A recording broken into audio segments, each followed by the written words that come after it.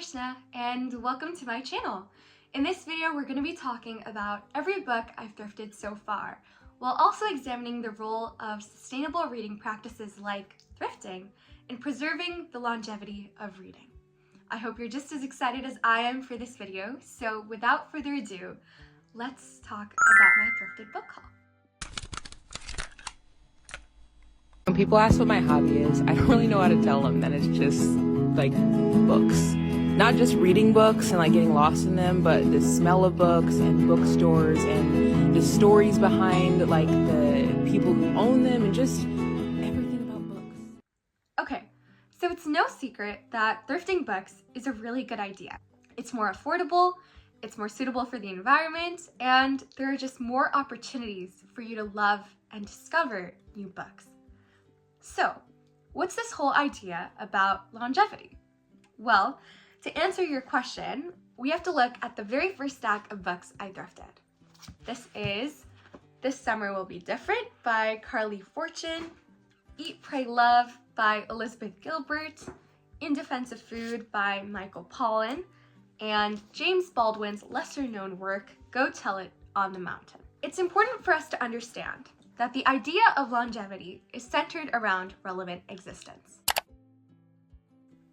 That means that whatever book is sitting in your Amazon shopping cart, or the latest releases that an author has put out on Instagram or TikTok or Goodreads and any other social media, or even the aisle of new releases that Barnes & Noble has right by the door, are all going to inevitably trickle down to secondhand bookstores and thrift stores, if you're willing to wait.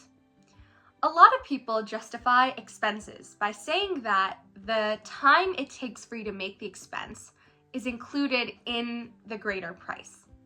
I would actually disagree when it comes to books, because we also have to factor in the time we spent reading a book that we bought that we didn't even like. That's why having an audiobook or a Kindle version of a book makes a lot more sense, because you're not wasting coveted space on your bookshelf on a book that's not even worth your time. Well, if you're like me and holding a book in your hands is the way to go, thrifting is the best option, because you are saving money and you are saving time. For example, with Carly Fortune's This Summer Will Be Different, this book was really popular on Book Talk in the summer of last year, I believe. I had thought about buying it. It was sitting in my shopping cart on Amazon for a couple of months, but I wasn't completely sure. I wasn't really excited about it enough to buy it immediately. I waited until October to actually thrift the book, and it ended up being a much better decision, because I had seen a lot of reviews, listened to people talk about the book, and picked up on the fact that this would be a great option for me to read this summer. So, this is one piece of the puzzle and a really good incentive to thrift your books. Additionally, longevity in the literary sphere is built upon reputation. That's why your favorite author can always count on you to buy not only their newest release, but also works from earlier. A good example of this happens to be in the same stack. Let me explain. James Baldwin is really famous for writing Giovanni's Room. And to be honest, the name on the spine was what jumped out at me first at the thrift store. This is one of his lesser-known works, but it's equally as brutal and compassionate and so incredibly authentic to the Harlem experience. And that's why this is such an incredible find. But it relies heavily on James Baldwin's reputation for me to actually pick it up. Similarly, Michael Pollan, whose writing in the New York Times was what inspired me to look into nutrition and hone my passion for it. Well, his reputation as a writer for a very popular news source was what actually inspired me to look into his literary work. So again, reputation was what established this idea of thrifting the book. And if we're looking at authenticity or authorship, we should also look at adaptations. I watched Julia Roberts' version of this book. It was the adaptation, the film adaptation, and I fell in love with her performance and the writing of the script and just the general theme of the film. That was why I decided to pick up this book. All of this is to say that without the reputation of the author, or the reputation of the adaptation, or the reputation of the authentic writing, we wouldn't really be able to talk about these three. Next, I thrifted these two books with a friend in January of this year. We have The Omnivore Dilemma by Michael Pollan, and we have Amanda Gorman's Call Us What We Carry. A third facet of longevity is the change over time, or evolution. The same thing can be said for who we are as readers. You want your taste to change. You want to evolve as a reader. You want to take literary risks. And for me, that was Call Us What We Carry by Amanda Gorman. Poetry is not a very experienced avenue for me. I've written a little, I've read a little, but I wanted to tap into something that would inspire me to do a little bit of both. And this felt like the perfect first book to start. But I will tell you a little secret. I only picked it up because I judged the book by its cover. Judging a book by its cover is essential to finding the best books a thrift store or secondhand bookstore has to offer. Because you're not focusing on the decision of reading a book per se. You're focusing on what you're being drawn to. For me, the design of the book reminded me of waves, and the cerulean blue was so eye-catching on a shelf that seemed to be a little dusty and a little bare. And that's why I was able to take a risk and find something new and exciting to read. The same thing could be said for The Omnivore's Dilemma. It's a little bit thick, a little bit long, and also a little old and frayed. But it has a really eye-catching cover design. The food immediately caught my attention because you don't see many food writers. So, all of this is to say that use thrift stores to your advantage. You may see 2 shelves at Goodwill as less variety, but actually, there's a lot of variety and opportunity in what those books have to offer. Because you're inevitably going to find something that you either love immediately and is so close to what you already have at your house, or you're going to find something that is so completely out of what you have read and what you do know that you might also actually love it.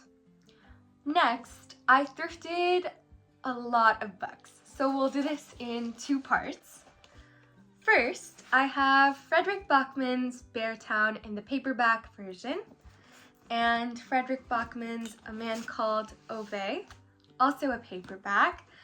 I want to know how to pronounce these words correctly, so if anyone is kind enough to tell me how to, please do. Next we have John Green's Paper Towns, also a paperback. And then we have Tightrope by Nicholas D. Kristoff and Cheryl Wudunn in a hardcover version. I actually learned about this book when I was a freshman in high school, and I thought this was so interesting. So to thrift it was a dream come true. I also have Kevin Kwan's Sex and Vanity in a beautiful, beautiful hardcover version. I love how it's like metallic and reflective. It's so pretty. And then we have Where the Crawdads Sing by Delia Owens. I still haven't watched the TV show yet, but this is an incentive. And then we have The Invention of Yesterday by Tamim Ansari. And then I also thrifted, this was an exciting find. I thrifted Mother Jeffrey's A Taste of India, and I'm building a collection of cookbooks now, so this will fit perfectly. All right, so that's part one, and now we can look at that stack. We have The Vegetarian by Hong Kong, Modern Love, a collection of New York Times stories, The Kite Runner by Khaled Hosseini, and Cutting for Stone by Abraham Verghese. Don't know how to say this one, so again, please correct me. And finally, Sue Rose, The Private Lives of Impressionists. I said finally, but I do actually have one more book. This is Sue Monk Kidd's The Mermaid Chair. And the cover is so beautiful. This selection is an amalgamation of all of the 3 ideas of longevity that we have talked about so far. Relevant existence, reputation, and of course, evolution. Because each of these books came to me for very different reasons. There is one aspect of thrifting that we haven't talked about yet, which I think is really profound. You see, longevity in societies that have managed to create centenarian hubs throughout the world, also known as blue zones, all recognize the importance of community in living a longer, happier, healthier life. I think the same thing could be applied to reading. We need thrift stores because of the communal element they provide to reading. There was a community that sourced your books. There was a community that put them on the shelves. There was a community that loved each and every book that sits in your bag before you did. And thrifting also provides a very unique opportunity for you to share that communal experience with someone else. Which brings me to my final thrift find so far.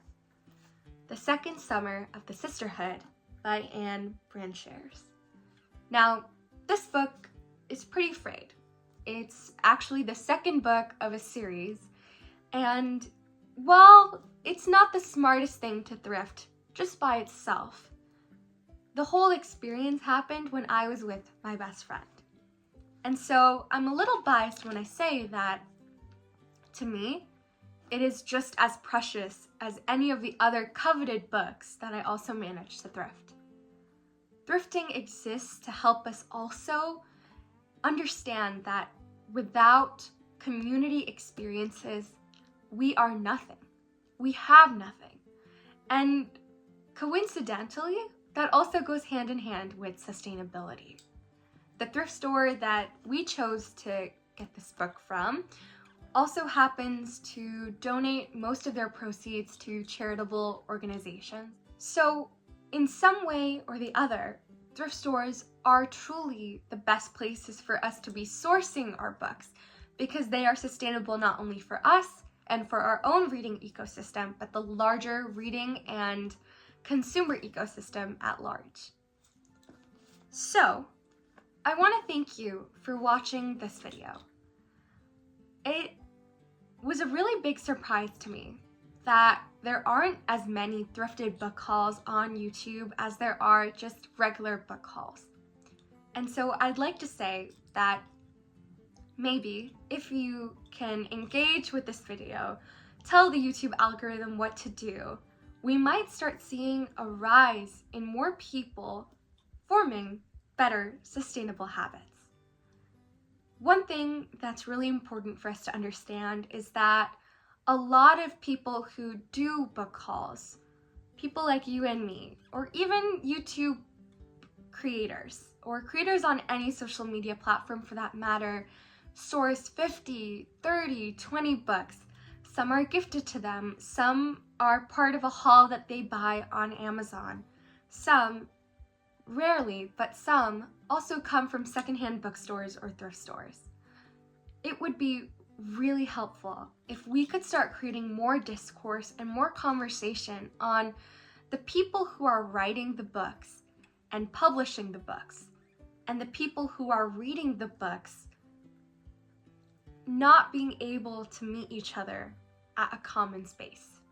You see, retail stores like Amazon are actually ruining our book industry because not only are they sourcing materials from third-party sellers, which leads to writers and publishers not receiving the money they need for their work, but also Amazon's business model is trained to allow for lower prices, which in turn changes the reader's perspective on the worth or the value of a book, and in turn lead to this dissonance between a writer's just compensation and a reader's expectation for their book prices.